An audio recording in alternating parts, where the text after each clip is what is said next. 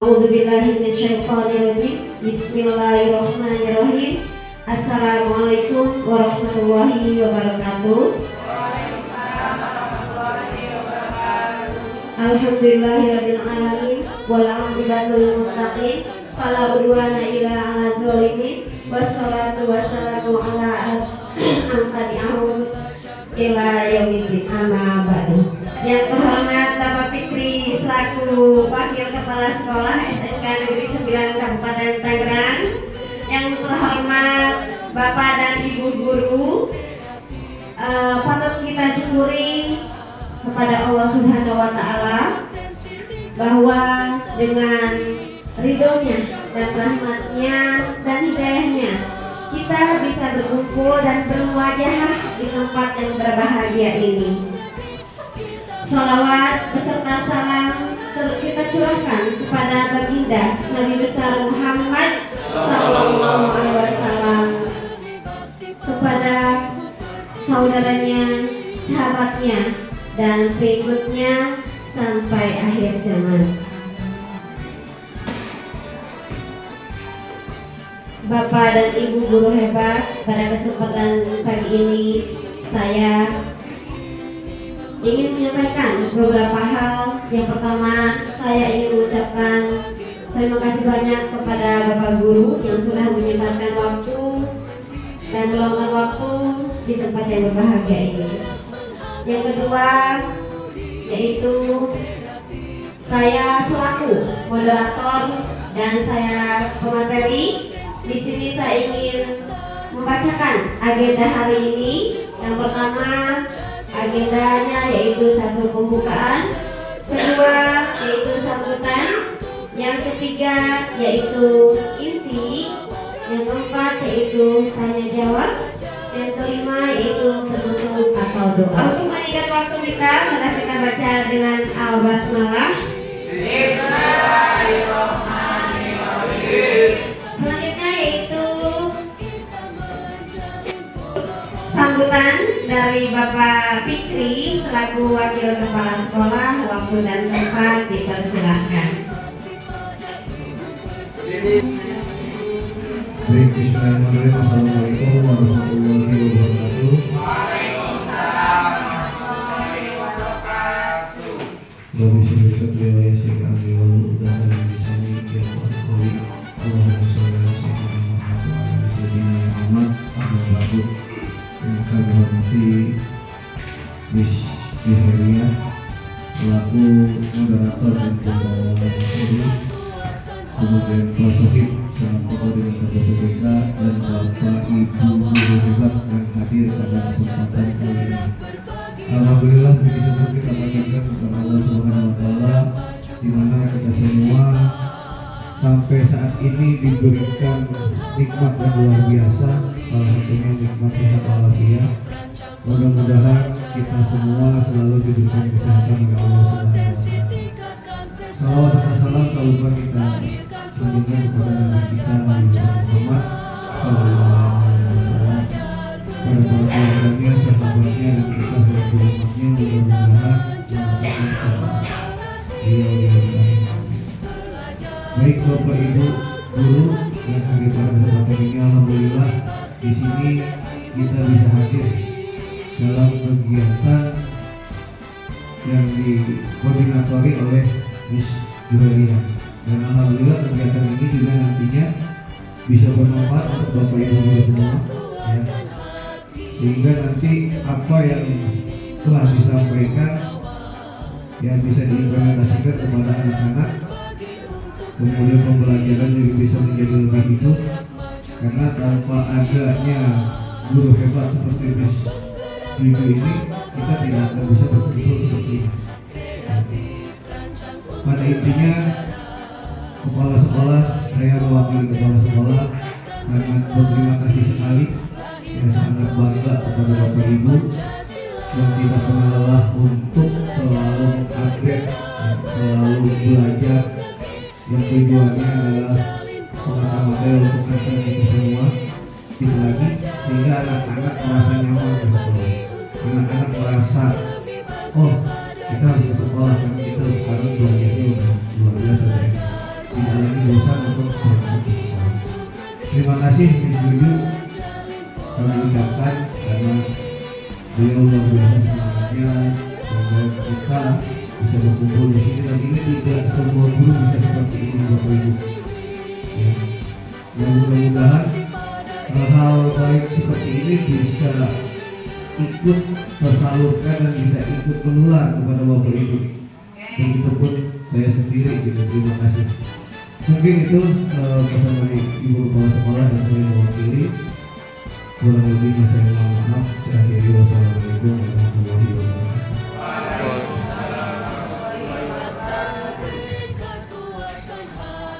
Terima kasih kepada Bapak Fikri atas sambutannya. Selanjutnya yang kedua yaitu pemaparan materi. Pemaparan materi ini akan saya sampaikan sendiri. Baiklah, sebelum saya memaparkan materi, mohon izin Bapak Ibu hebat. Di sini saya tidak maksud untuk menggurui Bapak Ibu, tapi saya di sini hanya mengimplementasikan pembelajaran di CGP.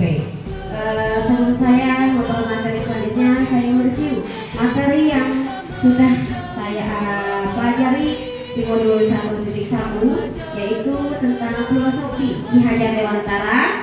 Yang 1.2 yaitu tentang peran dan nilai guru penggerak. 1.3 yaitu tentang visi guru penggerak. 1.4 yaitu tentang budaya positif.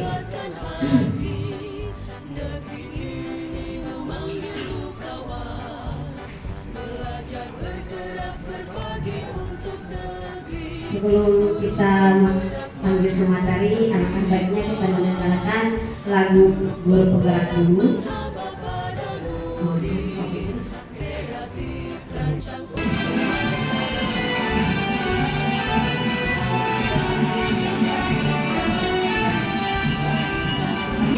Terima kasih Bapak Ibu hebat yang sudah mendengarkan lagu guru penggerak.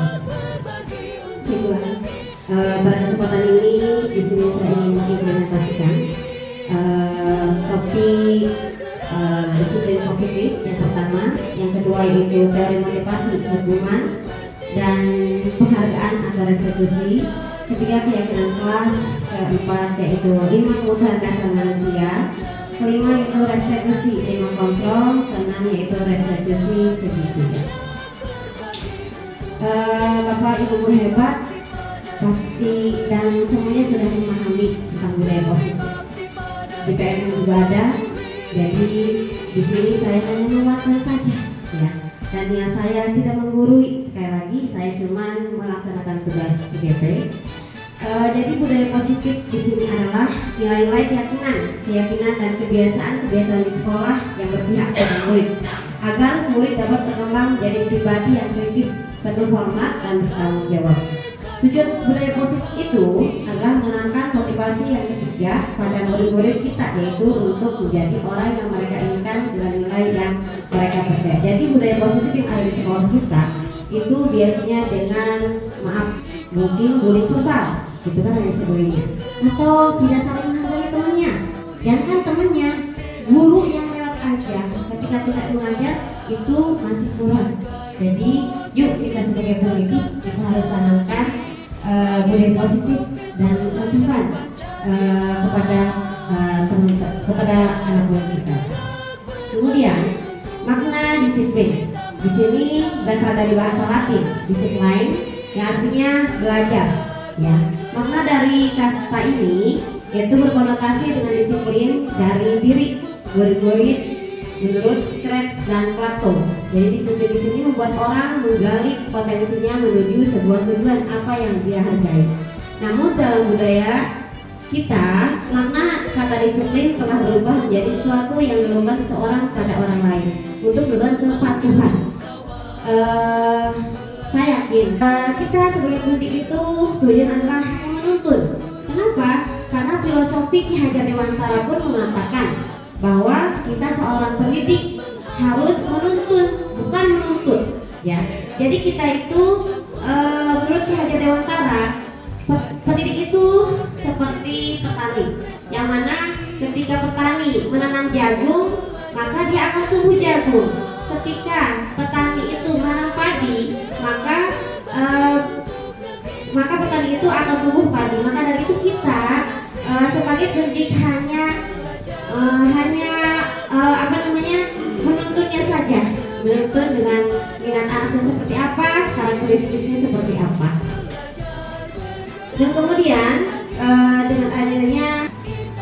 Dan kemudian motivasi teori motivasi perilaku manusia, yang mana menurut Gianni Gosen ya dalam bukunya Restarting Disiplin itu membagi motivasi perilaku manusia itu menjadi 3. Yang pertama, untuk menghindari ketidaknyamanan atau hukuman. Nah, kita sebagai manusia biasa atau sebagai pendidik,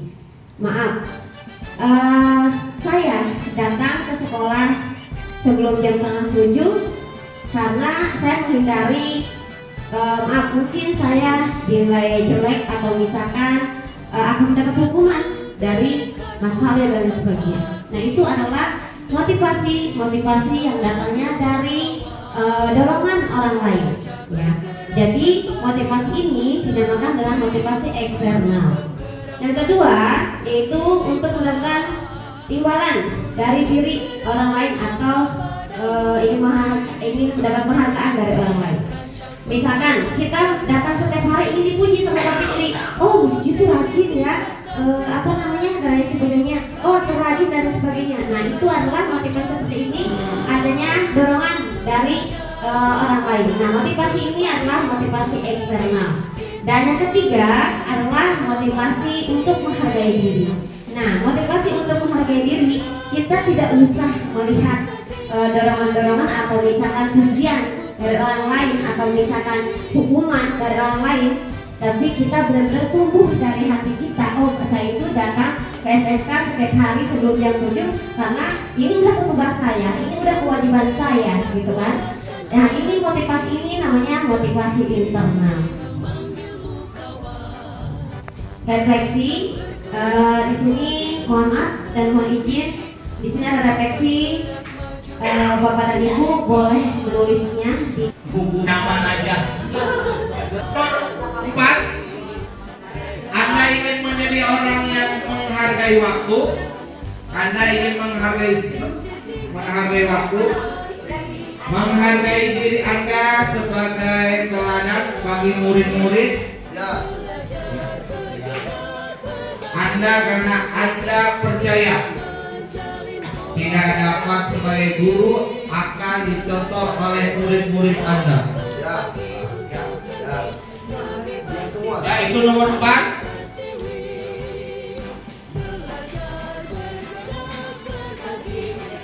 Bapak Ibu ada yang mau membacakan yang pemantik, boleh siapa aja?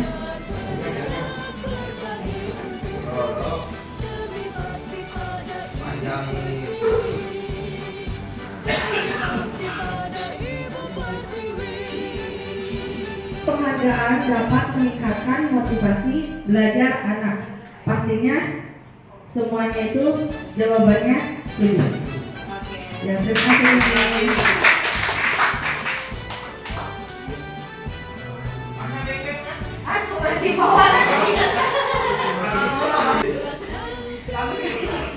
Terima kasih Bu Mega yang sudah membacakan pertanyaan pemantiknya.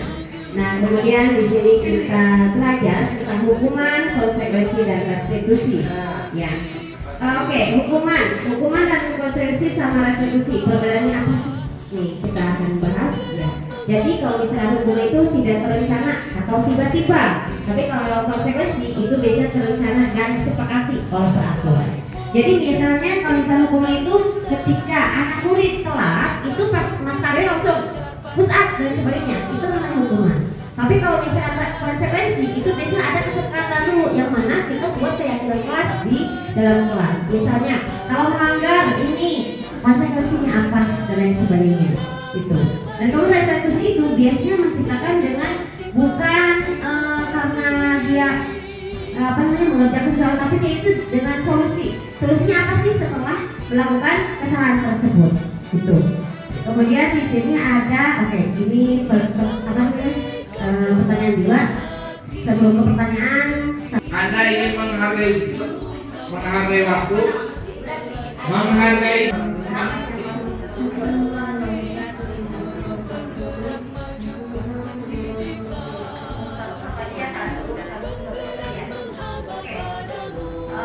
Jadi saya akan membacakan tentang refleksi yang nomor satu, sebagai seorang guru saat Anda hadir mengajar di kelas tepat waktu, motivasi apakah yang didasari tindakan Anda?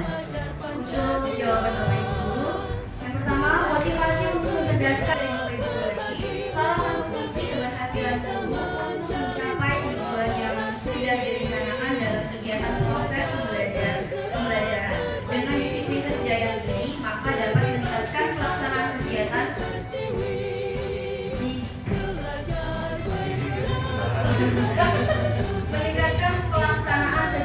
belajar mengajar.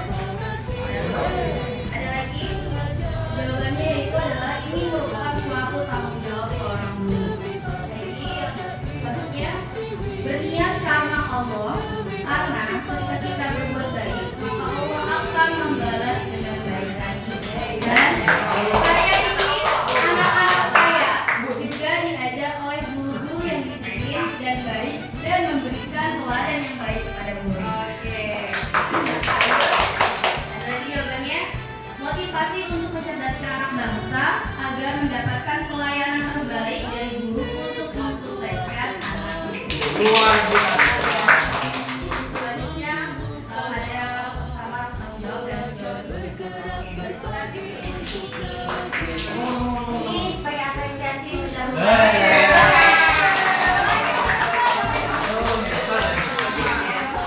terima kasih Bu Yudi. Ya, saya senang. Ya. Di sini, ya, pertanyaan pemantik. Setuju atau tidak? Di sini Bapak dan Ibu cukup tulis misalkan hukuman dapat mendisiplinkan anak setuju. Nomor 1 misalkan setuju, nomor 2 misalkan tidak setuju ya. Silakan dibawakan sinomnya Bapak Odi. Ya.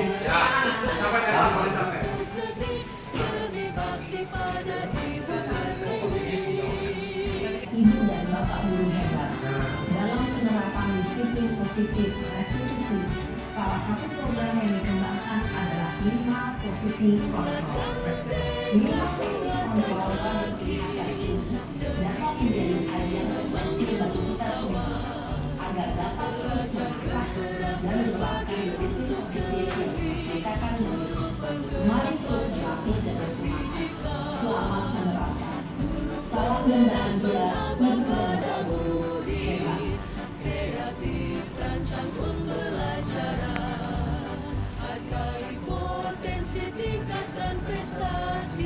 Baiklah Bapak Ibu, ini adalah 5 posisi kontrol seorang guru. 5 posisi kontrol ini sebenarnya kita merasa kalau di kelas itu kita udah pernah menjadi sebagai teman, gitu kan? Terus sebagai merasa orang bersalah, gitu kan, dan lain sebagainya. Terima kasih Bu Mega yang sudah membacakan pertanyaan semantiknya. Nah, kemudian di sini kita belajar tentang hukuman, konsekuensi dan restitusi. Ya. Oke, hukuman dan konsekuensi sama restitusi. Perbedaannya apa sih? Nih, kita akan bahas. Ya. Jadi kalau misalnya hukuman itu tidak terencana atau tiba-tiba, tapi kalau konsekuensi itu biasanya terencana dan disepakati oleh peraturan. Jadi misalnya kalau misalnya hukuman itu ketika anak murid telat, itu pas masternya langsung push up dan sebagainya, itu namanya hukuman. Tapi kalau misalnya konsekuensi itu biasanya ada kesepakatan dulu yang mana kita buat keyakinan kelas di dalam kelas. Misalnya kalau melanggar ini konsekuensinya apa dan lain sebagainya gitu.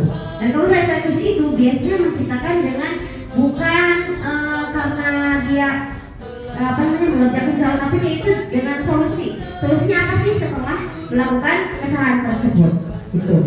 Kemudian di sini ada, ini pertanyaan 2, konsekuensi. Nah, mencatat 100 kali di dalam buku kelima, saya tidak akan terlambat lagi karena terlambat ke sekolah itu dinamakan hukuman.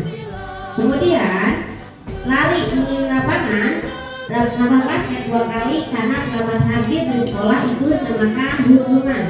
Murid diminta untuk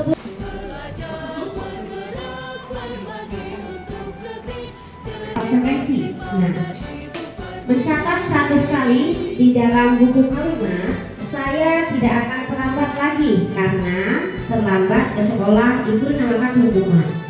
Kemudian lari mengelilingi lapangan basket 2 kali karena terlambat hadir di sekolah itu dinamakan hukuman.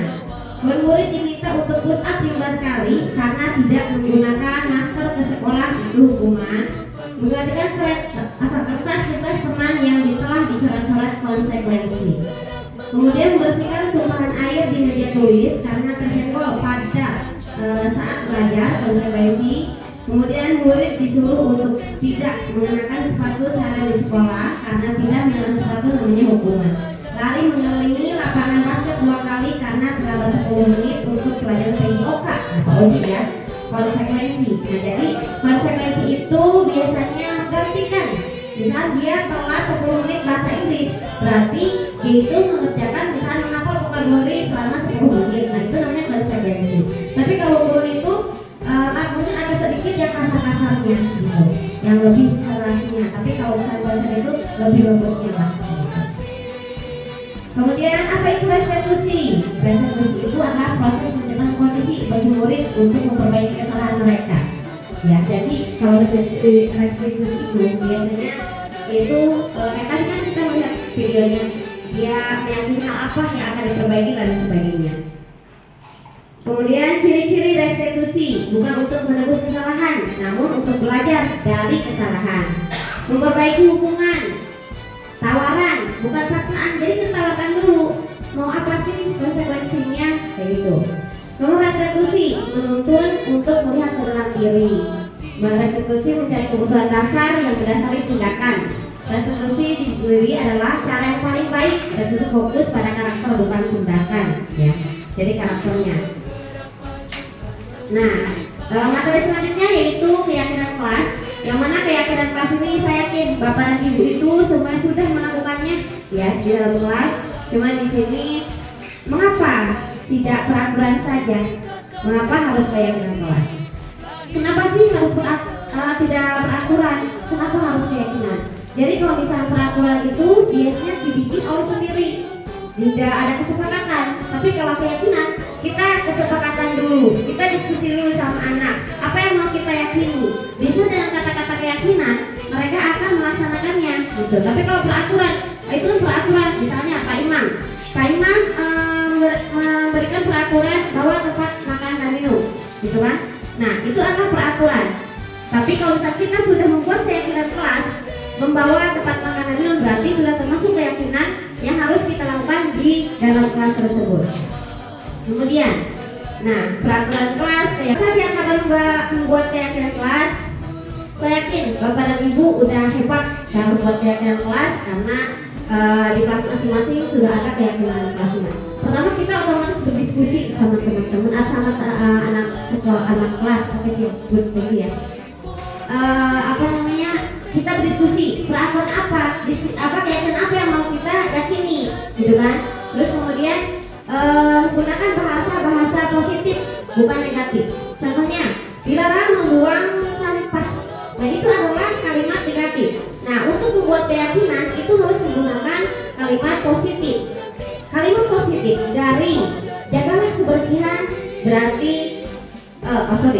jangan membuang sampah sembarangan, berarti kalimat positifnya atau keyakinannya berarti jagalah kebersihan. Harus menggunakan kata-kata positif, ya. Kemudian untuk membuat keyakinan kelas itu kalau bisa jangan panjang-panjang. Kenapa? Karena anak nantinya lupa. Oh, apa sih yang keyakinan kelas kita? Tapi kita harus bikin sesimpel mungkin, sesingkat mungkin, tapi cepat ditangkap sama anak didik kita. Kemudian didiskusikan. Setelah didiskusikan, kita tuliskan di karton besar. Terus kemudian tanda tangan teman-teman. Setelah tanda tangan, kemudian ditempel di tembakan itu harus ditempel. Karena ketika siswa-siswi kita melanggar, tinggal dibaca ini keyakinan kelas kita yang sudah kita sepakati. Praktek membuat keyakinan kelas. Di sini ada peraturan, kemudian kata-katanya keyakinan kelas. Peraturan, selalu kembalikan buku ke tempatnya. Nah, keyakinan kelasnya atau bahasa positifnya itu tanggung jawab. Dilarang menunggu orang lain, berarti menghormati orang lain. Hadir di sekolah 15 menit sebelum pembelajaran dimulai, berarti menghormati orang lain dan berkomitmen. Dilarang melawan kekerasan, berarti keselamatan, menghormati orang lain. Dilarang, itu namanya apa? Kesehatan ya. Ini namanya keyakinan-keyakinan yang kita harus gunakan dalam kelas. Penyusunan keyakinan kelas, mohon maaf ya, jadi anak SMA, kemudian kita tanda tangan, sudah ditempelkan di tembok. Nah, 5 posisi kontrol yang tadi kita sudah lihat videonya.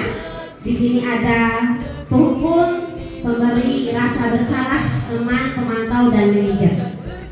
Sebelum saya belajar ini, jujur, saya selalu memposisikan saya itu sebagai teman. Ternyata sebagai teman itu efek membuat itu adalah satu, lemah, tidak mandiri dan tergantung. Jadi anak murid itu tidak mandiri dan dia tergantung dan dia akan ngerasa dibela karena ada guru juga yang dan sebagainya. Ya. Dan mudah-mudahan selanjutnya, mudah-mudahan saya pribadi bisa memposisikan sebagai manajer.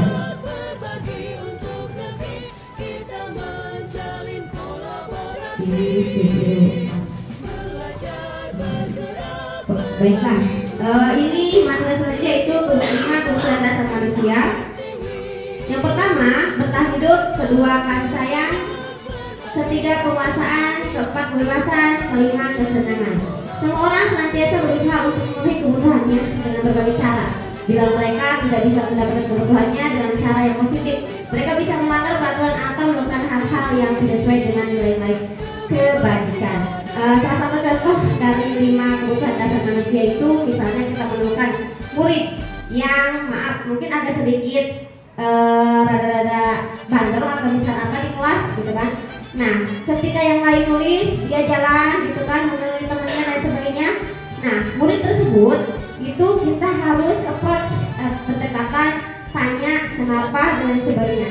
Bisa jadi murid tersebut itu adalah 5 kebutuhan dasar manusianya ada yang belum terpenuhi. Misalnya mungkin dari kebebasan, kalau dia mungkin di rumahnya dikekang, jadi dia di kelas dia lari-larian, atau misalnya dia jahil, atau misalnya dia sering muter-muter ke temannya dan sebagainya, atau mungkin rasa kasih sayang dan sebagainya.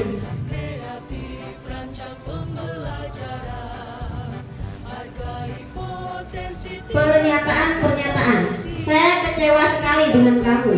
Nah, ini adalah posisi mana yang tadi, yaitu membuat orang bersalah. Kemudian kamu tidak pernah benar melakukannya, menghukum. Ayo lakukan dari bapak ibu teman. Apa kamu mau mendapatkan stiker atau bintang? Kemudian di sini ada materi segitiga restitusi. Segitiga restitusi ini yang pertama adalah menstabilkan identitas. Yang mana menstabilkan identitas ini biasanya setiap orang pasti pernah melakukan kesalahan. Kamu bukan satu-satunya yang pernah melakukan ini. Kemudian yang kedua, validasi tindakan yang salah. Kemudian, apakah cara yang paling efektif untuk mendapatkan apa yang kamu butuhkan? Kamu tentu punya alasan mengapa melakukan itu. Kemudian menanyakan keyakinan kelas apa yang telah kita sepakati. Kamu ingin menjadi orang seperti apa? Ini adalah segitiga restitusi. Menstabilkan identitas, guru berkata, berbuat salah itu hal yang manusiawi. Jadi ketika ada anak yang misalnya melanggar peraturan, kita boleh katakan ke mereka, misalnya telat datang ke sekolah, manusia itu hal yang berbuat salah itu hal yang manusiawi. Jadi jangan langsung menghukum ya. Jadi ada kata-kata ininya. Kemudian validasi kebutuhan. Kamu bisa saja kan melakukan yang lebih buruk, tapi kamu tidak melakukannya. Menanyakan keyakinan, guru berkata apa nilai yang kita percaya di kelas atau sekolah kita. Praktek restitusi. Nanti saya dengarnya dulu ya.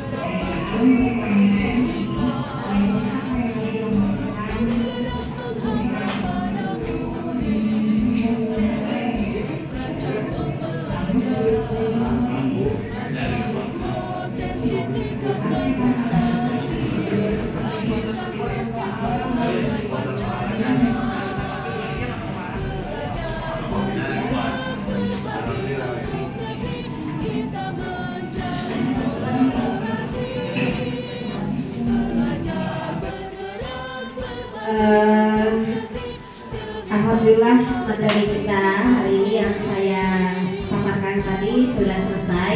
Mungkin Bapak Ibu ada yang mau bertanya? Ada yang mau bertanya? Boleh satu atau dua orang? Satu juga boleh, nggak apa-apa karena waktu kita yang sudah 11:21 ya. Boleh? Ada yang bertanya? Oke, boleh Bapak Fitri. Estafet. Pak Al, Pak Al. Lebih muda. Lebih muda Bapak Mak. Iya.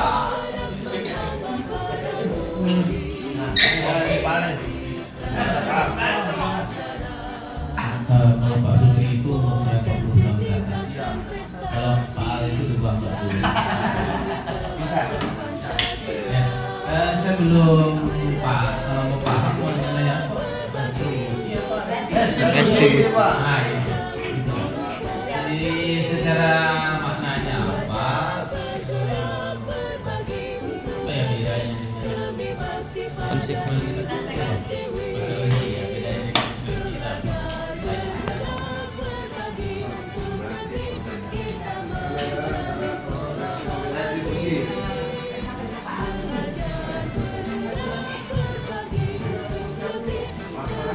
Baiklah Pak Al, nah, terima kasih pertanyaannya. Hukuman, konsekuensi dan restitusi. Kalau hukuman itu biasanya tadi tidak terencana dan dia langsung kontan. Oh ini loh, ini tidak ada kesepakatan. Kemudian konsekuensi itu biasanya menggantikan apa yang dia sudah perbuat kesalahannya, menggantikan. Dan tadi misalkan pelajaran Pak Al telat nih anak murid tidak masuk 10 menit, itu dikasih restitusinya dengan dengan memberikan soal-soal pelajaran Bapak, misalnya kerjakan nih soal, kalau bahasa Inggris misalnya mengapa 10 kategori, karena untuk menggantikan tadi kamu yang telat, itu namanya konsekuensi gitu. Tapi kalau restitusi itu biasa anak itu diajak percakapan dulu gitu kan, kenapa kamu begini, jadi approach gitu kan, jadi pendekatan lebih ke dalam hati ke hati gitu. Yang saya dalami dari bahasa saya sendiri Pak. Gimana Bapak Al? Ada dialog dulu.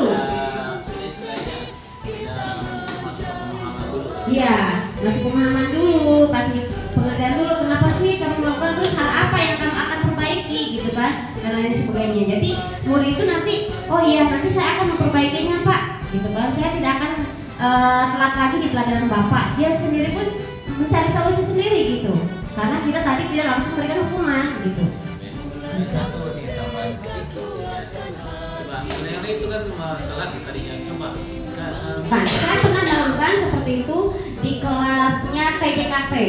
Saya kesel, sebenarnya saya kesel sama TJKT tersebut. Ketika saya di kelas dia belum datang. Saya panggil ke depan saya dan saya langsung lakukan restitusi tersebut. Maaf, tadi kesalahan kamu apa ya? Saya kesalahannya ketika mapel sejarah Indonesia, terus saya sejarah Indonesia waktu itu. Terus dia di lapangan. Nah kemudian saya langsung, setelah saya juga pernah kok merasakan seperti itu waktu sekolah. Terus hal apa yang kamu akan perbaiki? Kata beliau, kata siswa tersebut, saya tidak akan keluar kelas lagi pas di pelajaran saya, itu Pak. Jadi dan dia insya Allah, dan alhamdulillah pelajaran selanjutnya alhamdulillah dia stay di kelas dan dia memperbaiki kesalahannya gitu. Dan dia bilang terima kasih ya Miss Ju karena saya tidak dikasih hukuman, kata dia, karena saya menerapkan restitusi tersebut. Itu pernah saya satu kali menerapkan gitu. Pak Fitri ya, mohon kesukaan. Iya. Jawab. Ini benar kedepannya kita bisa memperbaiki diri, khususnya saya Bapak ya, karena saya masih belajar, saya belum paham, oh ini loh kayak gini. Nah alhamdulillah nanti mudah bisa memperbaiki diri lagi gitu, karena saya juga masih banyak kekurangan gitu. Jadi, terima kasih ya Bapak, terima kasih lagi.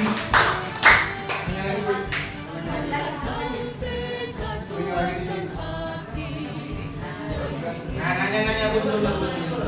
Gak ada ruangan dari bawah.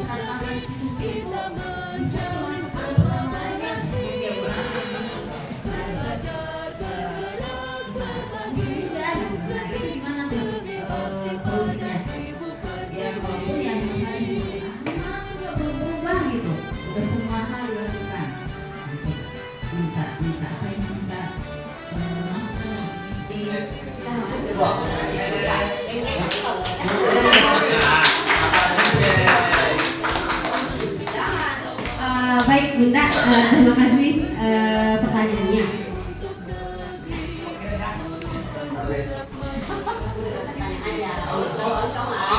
Sebenarnya semua guru juga mengalami hal seperti itu. Tapi kalau misalnya saya, anak tersebut, ya kita lebih approach lagi, lebih pendekatan lagi, kita lebih mengetahui bagaimana keadaan keluarganya dan lain sebagainya. Mungkin beliau siswa tersebut itu mengalami broken home atau yang tadi kurang 5 dasar kebutuhannya itu kurang. Mungkin rasa kasih sayangnya, mungkin kebebasannya, gitu kan? Atau misalkan cinta dan kasih sayang orang tuanya mungkin kurang gitu. Jadi kita lebih effort lagi walaupun kita udah 3 tahun. Itulah tanggung jawab kita seorang pendidik. Jadi kita harus benar-benar bisa mengetahui karakternya, terus sifatnya dan sebagainya. Itu Bunda ya. Ya, jadi kita bisa lihat di latar belakang faktor keluarganya. Ya, mungkin ya cukup puas Bunda sama Pak Al. Mungkin saya ucapkan sekali terima kasih banyak kepada Bapak Guru hebat yang sudah meluangkan waktu di sini. Kesimpulan yang saya simpulkan hari ini yaitu mudah-mudahan kedepannya kita semua khususnya saya pribadi bisa menerapkan satu motivasi intrinsik dan yang lain sebagainya. Kurang lebihnya saya mohon maaf. Khairun nasi anfa'uhum linnas, sebaik-baiknya manusia adalah orang yang paling bermanfaat untuk orang lain. Wabillahi taufiq wal hidayah. Wassalamualaikum warahmatullahi wabarakatuh. Jumlah sekali karena tidak menggunakan masker ke sekolah itu hukuman. Menggantikan surat habis karena tersenggol pada saat belajar konsekuensi. Kemudian murid disuruh untuk tidak menggunakan sepatu sehari di sekolah karena tidak menggunakan sepatu namanya hukuman. Lari mengelilingi lapangan basket 2 kali karena terlambat 10 menit untuk pelajaran PJOK atau OJI ya. Konsekuensi. Nah jadi konsekuensi itu biasanya menggantikan. Misal dia telat 10 menit bahasa Inggris, berarti dia itu mengerjakan misalnya menghafal vocabulary selama 10 menit. Nah itu namanya konsekuensi. Tapi kalau guru itu mungkin ada sedikit yang kasar-kasarnya gitu, yang lebih kerasnya. Tapi kalau misalnya itu lebih lembutnya lah. Kemudian apa itu restitusi? Restitusi itu adalah proses penciptaan kondisi bagi murid untuk memperbaiki kesalahan mereka. Ya, jadi kalau restitusi itu biasanya itu kemudian ciri-ciri restitusi bukan untuk menebus kesalahan, namun untuk belajar dari kesalahan. Memperbaiki hukuman, tawaran, bukan paksaan. Jadi kita tawarkan dulu, mau apa sih konsekuensinya, kayak gitu. Kemudian restitusi menuntun untuk melihat ke dalam diri. Restitusi mencari kebutuhan dasar yang berdasari tindakan. Restitusi diri adalah cara yang paling baik dan itu fokus pada karakter bukan tindakan, ya. Jadi karakternya. Nah, materi selanjutnya yaitu keyakinan kelas. Yang mana keyakinan kelas ini saya yakin Bapak dan Ibu itu semuanya sudah melakukannya ya di dalam kelas. Cuma di sini mengapa tidak peraturan saja? Mengapa harus keyakinan kelas? Kenapa sih harus tidak peraturan? Kenapa harus keyakinan?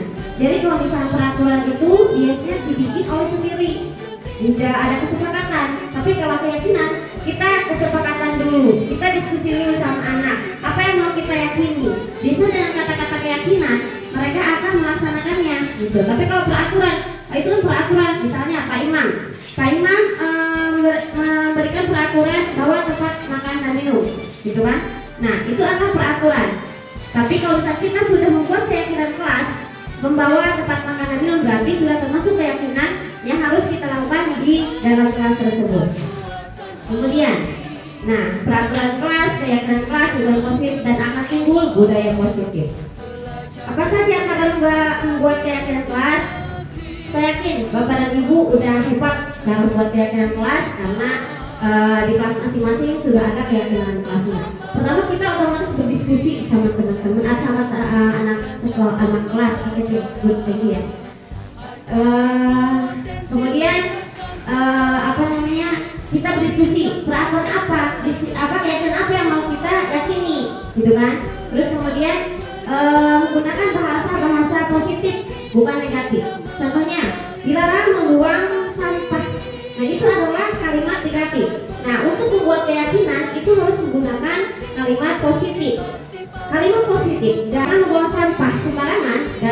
positifnya atau keyakinannya, berarti jagalah kebersihan. Harus menggunakan kata-kata positif ya. Kemudian untuk membuat keyakinan kelas itu kalau bisa jangan panjang-panjang. Kenapa? Karena anak nantinya lupa. Oh, apa sih yang keyakinan kelas kita? Tapi kita harus bikin sesimpel mungkin, sesingkat mungkin, tapi cepat ditangkap sama anak didik kita. Kemudian didiskusikan. Setelah didiskusikan, kita tuliskan di karton besar, terus kemudian tanda tangan teman-teman. Setelah tanda tangan, kemudian ditempel di tembakan itu harus ditempel. Karena ketika siswa-siswi kita melanggar, tinggal dibaca ini keyakinan kelas kita yang sudah kita sepakati. Praktek membuat keyakinan kelas. Di sini ada peraturan, kemudian kata-katanya keyakinan kelas. Peraturan, selalu kembalikan buku ke tempatnya.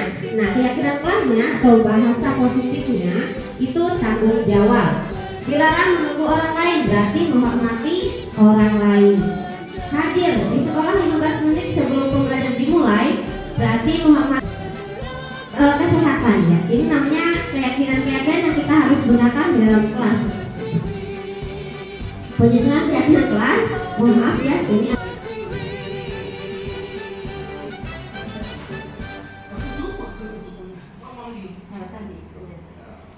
konsekuensi. Ya. Mencatat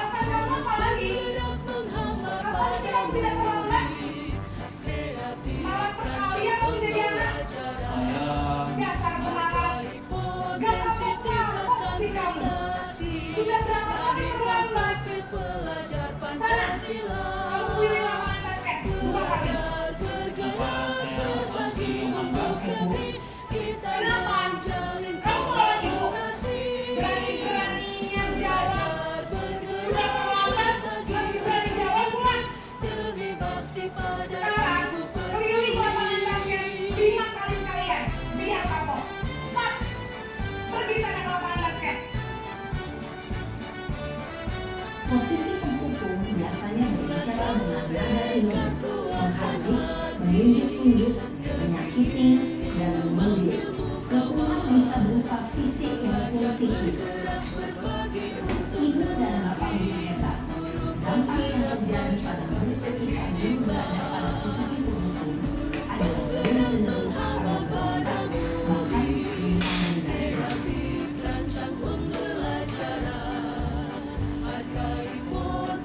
Tingkatkan prestasi, lahirkan profil pelajar Pancasila. Belajar bergerak berbagi untuk negeri, kita menjalin kolaborasi. Belajar bergerak berbagi untuk negeri, lebih bakti pada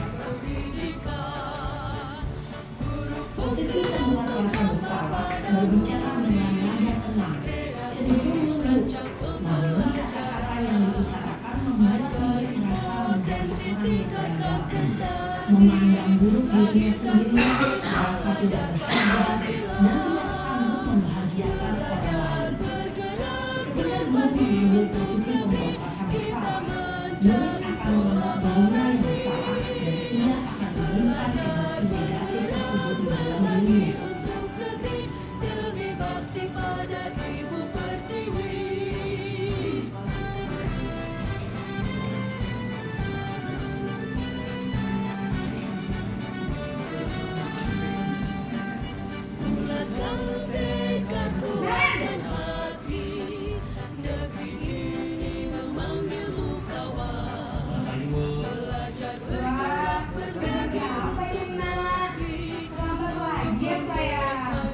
Iya bu, habis ibu saya mau bangun saya bu.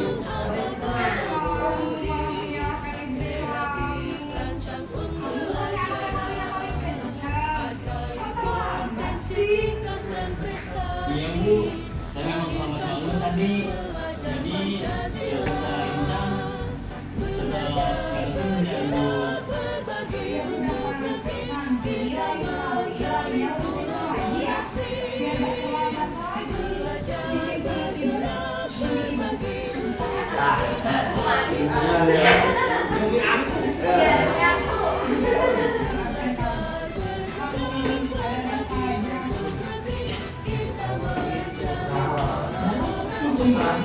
Belum berbicara dengan nada suara cenderung menghindar gurau untuk menjaga suasana.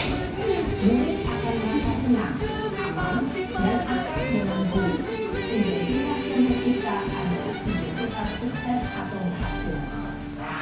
Namun, perlu diingat, karena ini masih dorongan eksternal, maka ada faktor ketergantungan dari murid kepada orang tertentu. Di sini, guru aksennya, sehingga di lain waktu, murid bisa berperilaku baik, namun hanya kepada orang-orang tertentu saja.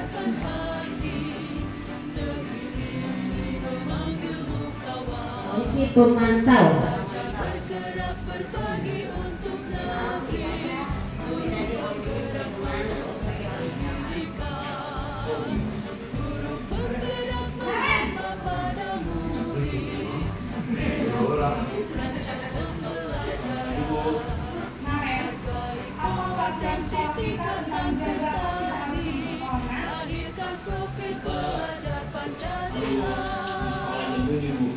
Iya betul.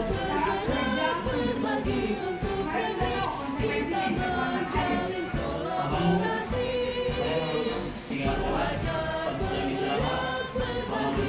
Ini namakan konsekuensi.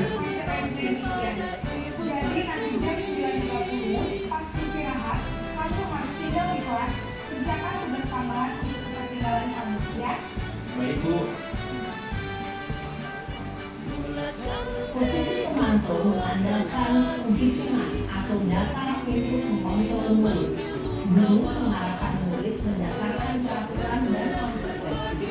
Seorang pemantau menunjukkan bahasa tubuh dan ekspresi wajah yang netral dan cenderung formal. Jadi sekarang bagaimana?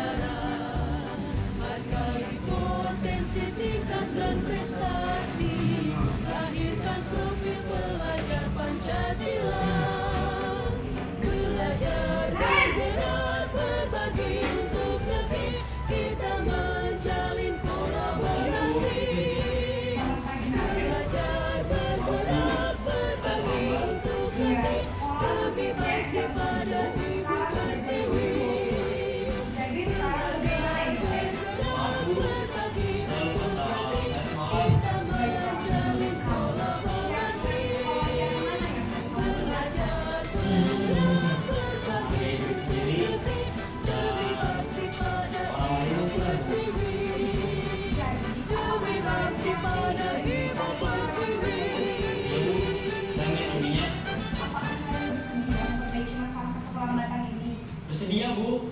Bagaimana kalau memperbaiki masalah keterlambatan ini? Saya akan coba untuk tidak lupa menyetel alarm saya bu. Baik, kalau kalian mau minta alarm di rumah, ada orang yang tidak bisa bantu menyalakan ya.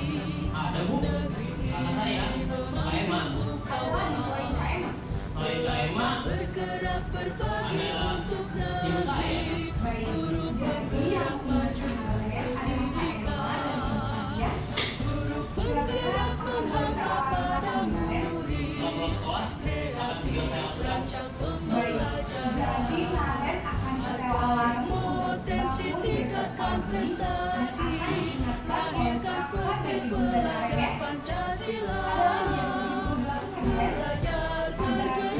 berbagi baik ya. Terima kasih bersama kami.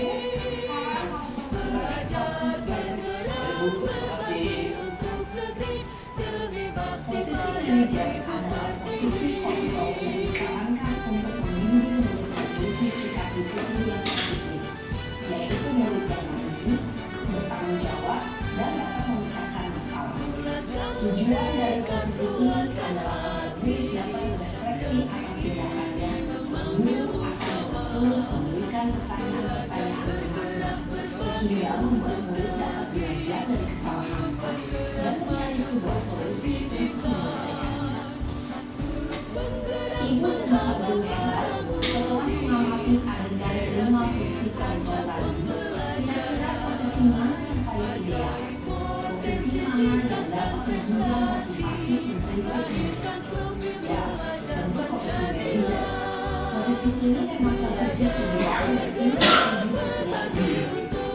Pada posisi inilah guru dapat menempatkan disiplin yang berpihak pada pelajar yang memerdekakan perjalanan seorang pendidik dari muda sampai pada posisi seorang manajer. Namun, tujuan kita pasti yaitu menciptakan murid-murid yang mandiri, merdeka, dan bertanggung jawab. Semoga penggambaran 5 posisi kontrol yang telah diperlihatkan ini dapat menjadi ajang refleksi bagi kita semua agar dapat terus mengasah dan mengembangkan disiplin positif yang memerdekakan diri. Mari terus berlatih dan bersemangat. Selamat menerapkan. Salam dan bahagia Ibu dan Bapak Guru hebat.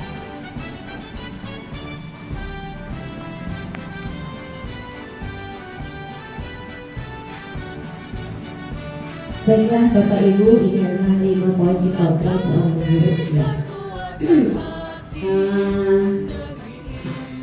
5 posisi kontrol ini sebenarnya kita merasa kalau di kelas itu kita udah pernah menjadi sebagai teman gitu kan, terus sebagai merasa orang bersalah gitu kan, dan lain sebagainya.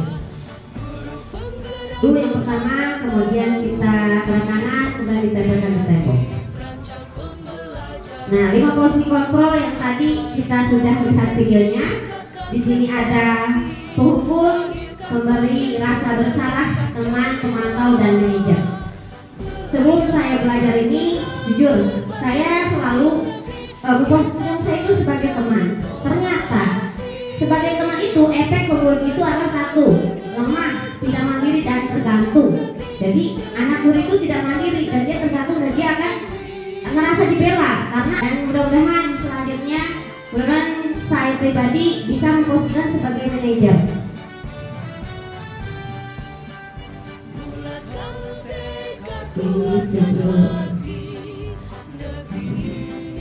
Baiklah, ini materi selanjutnya itu kebutuhan dasar manusia. Yang pertama, bertahan hidup, kedua kasih sayang, ketiga penguasaan, keempat kebebasan, kelima kesenangan. Semua orang senantiasa berusaha untuk memenuhi kebutuhannya dengan berbagai cara. Bila mereka tidak bisa mendapatkan kebutuhannya dengan cara yang positif, mereka bisa melanggar peraturan atau melakukan hal-hal yang tidak sesuai dengan nilai-nilai kebajikan. Salah satu contoh dari 5 kebutuhan dasar manusia itu, misalnya kita menemukan murid yang mungkin agak sedikit rada-rada bandel atau misalnya apa di kelas gitu kan. Nah, ketika yang lain nulis, dia jalan gitu kan, mengenai temannya dan sebagainya. Nah, murid tersebut itu kita harus approach, pendekatan, tanya kenapa dan lain sebagainya. Bisa jadi murid tersebut itu adalah 5 kebutuhan dasar manusianya ada yang belum terpenuhi. Misalnya mungkin dari kebebasan, karena dia mungkin di rumahnya dikekang, jadi dia di kelas dia lari-larian, atau misalnya dia jahil, atau misalnya dia sering muter-muter ke temannya dan sebagainya, atau mungkin rasa kasih sayang dan sebagainya.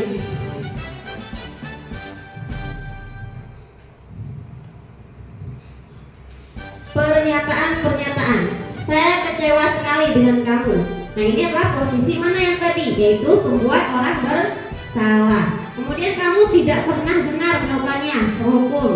Ayo lakukan dari Bapak Ibu teman. ada materi segitiga restitusi. Segitiga restitusi ini yang pertama adalah menstabilkan identitas. Yang mana menstabilkan identitas ini biasanya setiap orang pasti pernah melakukan kesalahan. Kamu bukan satu-satunya yang pernah melakukan ini. Kemudian yang kedua, validasi tindakan yang salah. Kemudian, apakah cara yang paling efektif untuk mendapatkan apa yang kamu butuhkan? Kamu tentu punya alasan mengapa melakukan itu. Kemudian menanyakan keyakinan kelas apa yang telah kita sepakati. Kamu ingin menjadi orang seperti apa? Ini adalah sekitar restitusi. Menstabilkan identitas, guru berkata, berbuat salah itu hal yang manusiawi. Jadi ketika ada anak yang misalkan melanggar peraturan, kita bolehkan. Kamu bisa saja kan melakukan yang lebih buruk, tapi kamu tidak melakukannya. Menanyakan keyakinan, guru berkata, apa nilai yang kita percaya di kelas atau sekolah kita? Praktek restitusi. Nanti saya videonya dulu.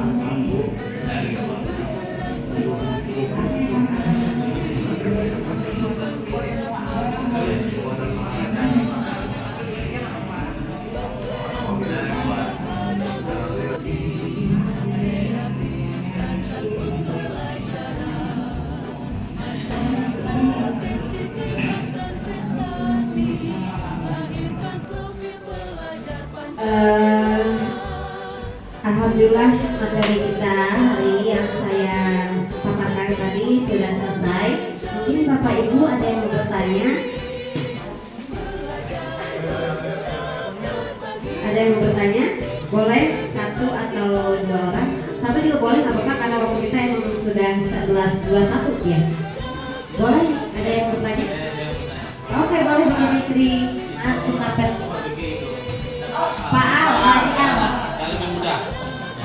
Lebih mudah bakal masuk. Iya.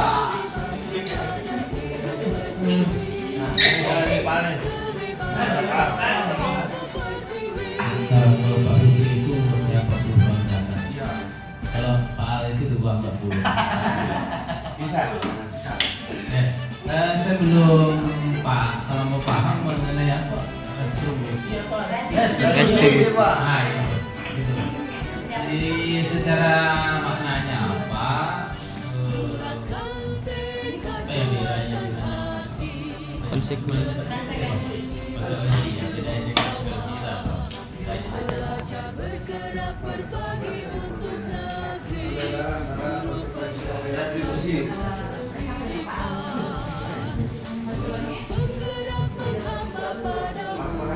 Baiklah Kak Al, nah, terima kasih pertanyaannya. Hukuman, konsekuensi dan restitusi. Kalau hukuman itu biasanya tadi tidak berencana dan dia langsung kontan. Oh ini loh, ini tidak ada kesepakatan. Kemudian konsekuensi itu biasanya menggantikan apa yang dia sudah perbuat kesalahannya, menggantikan. Dan tadi misalkan pelajaran Pak Al telat nih anak murid tidak masuk 10 menit, itu dikasih restitusinya dengan berikan soal-soal kerjaan Bapak, misalnya kerjakan nih soal kalau bahasa Inggris kita mengapa 10 Februari karena untuk menggantikan tadi kamu yang telat, itu namanya konsekuensi gitu. Tapi kalau restitusi itu biasa anak itu diajak percakapan dulu gitu kan, kenapa kamu begini, jadi approach gitu kan, jadi pendekatannya lebih ke dalam hati ke hati gitu. Yang saya dalami dari bahasa saya sendiri Pak. Gimana Bapak Al? Ada dialog dulu. Iya, masuk pemahaman dulu, kasih pengertian dulu kenapa sih kamu melakukan, terus hal apa yang kamu akan perbaiki gitu kan, dan lain sebagainya. Jadi murid itu nanti, oh iya nanti saya akan memperbaikinya Pak, gitu kan. Saya tidak akan telat lagi di pelajaran Bapak. Dia sendiri pun mencari solusi sendiri gitu, karena kita tadi tidak langsung memberikan hukuman gitu. Satu nih tambahan ya. Coba yang itu kan telat tadinya, coba minta tolong direstitusi untuk anak tidur. Nah, boleh banget Pak Al. Jadi terima kasih pertanyaan yang kedua ya. Bagaimana kalau anak tersebut tidur? Kalau anak tersebut tidur, ya maaf, saya juga tidak munafik, saya sebagai pengajar Pak Fitri, kadang mereka misalnya saya lagi ngoreksi dan sebagainya di depan gitu kan, terus ternyata di belakang itu ada anak yang terus, nah kita samperin Pak, kita samperin gitu kan, kita tanya ke mereka, panggil dulu ke depan gitu kan, kenapa kamu lakukan hal ini, terus kemudian kata siswa, saya ngantuk, ya kamu ngantuknya kenapa? Karena saya semalam habis main game gitu kan, ya kamu kenapa main game? Ya saya suka main game. Nah setelah kejadian ini apa yang kamu akan perbaiki? Nah jadi kita nggak langsung menjadi cuci muka sana ini gitu, apa yang akan kamu perbaiki setelah kejadian ini gitu ya. Jadi saya pernah melakukan seperti itu di kelasnya TJKT. Saya kesel, sebenarnya saya kesel sama TJKT tersebut. Ketika saya di kelas dia belum datang, saya panggil ke depan saya dan saya langsung lakukan tes tersebut. Maaf, tadi kesalahan kamu apa ya? Saya kesalahannya ketika mapel sejarah Indonesia, dulu saya sejarah Indonesia waktu itu, terus dia di lapangan. Nah kemudian saya langsung, setelah saya juga pernah kok merasakan seperti itu waktu sekolah. Terus hal apa yang kamu akan perbaiki? Kata beliau, kata siswa tersebut, saya tidak akan keluar kelas lagi pas di pelajaran saya gitu Pak. Jadi dan dia insya Allah, dan alhamdulillah pelajaran selanjutnya alhamdulillah dia stay di kelas dan dia memperbaiki kesalahannya gitu, dan dia bilang terima kasih ya Miss Ju karena saya tidak dikasih hukuman, kata dia, karena saya menerapkan restitusi tersebut. Itu pernah saya satu kali melakukan gitu Pak Fitri ya, mohon kesukaan ya. Setelah kita belajar ini, benar kedepannya kita bisa memperbaiki diri, khususnya saya Bapak ya, karena saya masih belajar, saya belum paham ini gitu. Jadi, terima kasih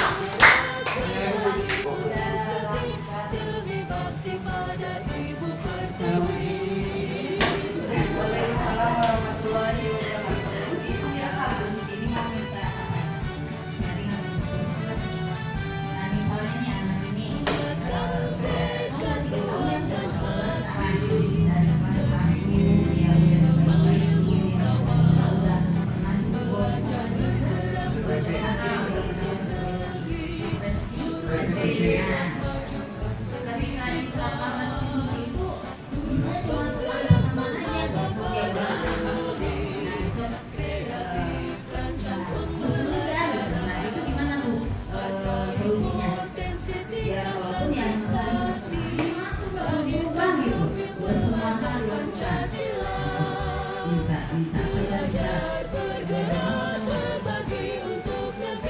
terima kasih banyak.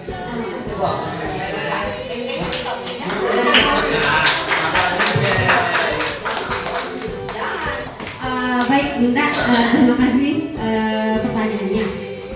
Sebenarnya sama guru juga mengalami hal seperti itu. Tapi kalau misalnya saya, anak tersebut ya kita lebih approach lagi, lebih pendekatan lagi, kita lebih mengetahui bagaimana keadaan keluarganya dan lain sebagainya. Mungkin beliau siswa tersebut itu mengalami problem atau yang tadi kurang di dasar kebutuhannya itu kurang. Mungkin rasa kasih sayangnya, mungkin kebebasannya, gitu kan? Atau misalkan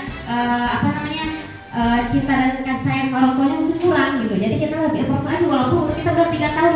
Itulah tanggung jawab kita seorang pendidik. Jadi kita harus benar-benar bisa mengetahui karakternya, terus sifatnya dan lain sebagainya. Gitu Bunda ya. Ya, jadi kita bisa lihat di latar belakang faktor keluarganya. Ya, mungkin ya cukup tahu. Mungkin saya ucapkan sekali lagi terima kasih banyak kepada Bapak Guru hebat yang sudah meluangkan waktu di sini. Kesimpulan yang saya simpulkan hari ini yaitu mudah-mudahan kedepannya kita semua, khususnya saya pribadi, bisa menerapkan satu motivasi intrinsik dan yang lain sebagainya. Kurang lebihnya saya mohon maaf. Wassalamualaikum warahmatullahi wabarakatuh. Menjalin kolaborasi, belajar bergerak berbagi untuk negeri.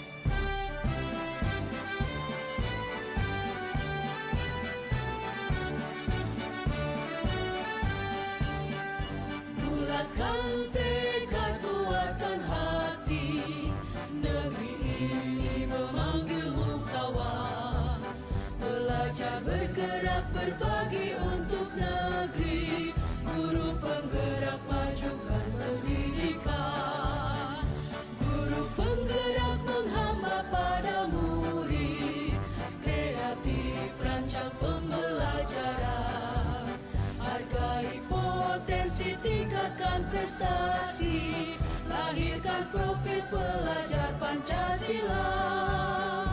Belajar, bergerak, berbagi untuk negeri, kita menjalin kolaborasi. Belajar, bergerak, berbagi untuk negeri, demi bakti pada Ibu Pertiwi.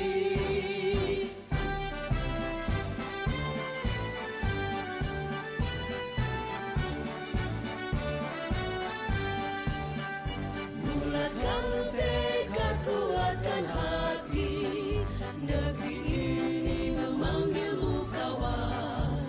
Belajar, bergerak, berbagi untuk negeri, guru penggerak, majukan pendidikan.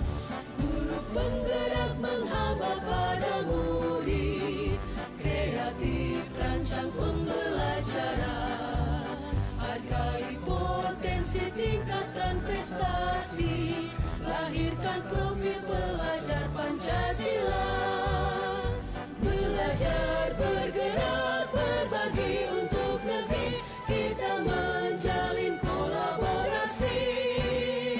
Belajar, bergerak, berbagi untuk negeri, demi bakti pada Ibu Pertiwi.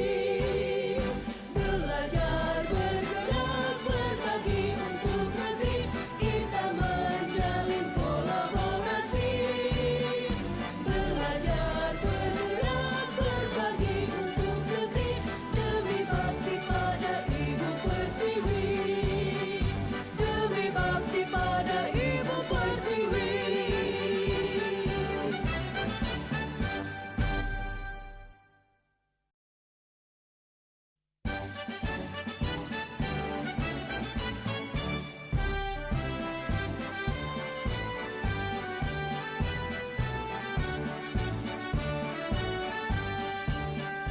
Bulatkan tekad, kuatkan hati, negeri ini memanggilmu kawan. Belajar, bergerak, berbagi untuk negeri, guru penggerak, majukan pendidikan.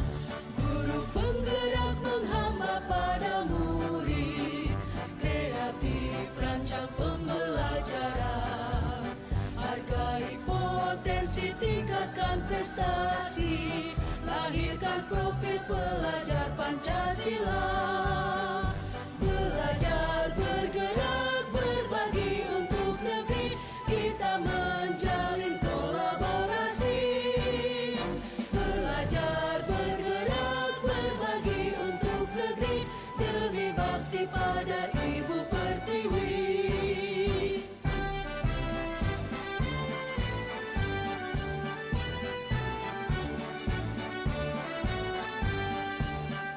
Bulatkan tekad, kuatkan hati, negeri ini memanggilmu kawan. Belajar, bergerak, berbagi untuk negeri, guru penggerak, majukan pendidikan. Guru penggerak menghamba pada murid, kreatif rancang pembelajaran. Hargai potensi, tingkatkan prestasi, lahirkan